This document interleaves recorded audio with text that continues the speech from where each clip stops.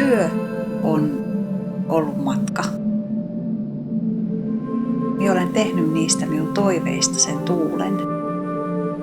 Ja ne minun haaveet ja tavoitteet on ollut ne purjeet.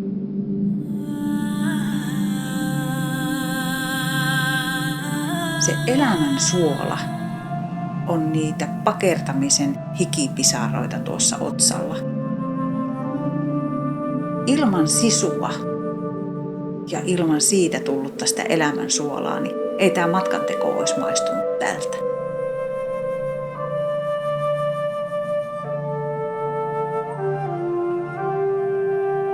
Oikeasti se on aika ihanaa, koska voi lukea oman elämänsä tarinaa niistä kuvista, mitä on maailmassa.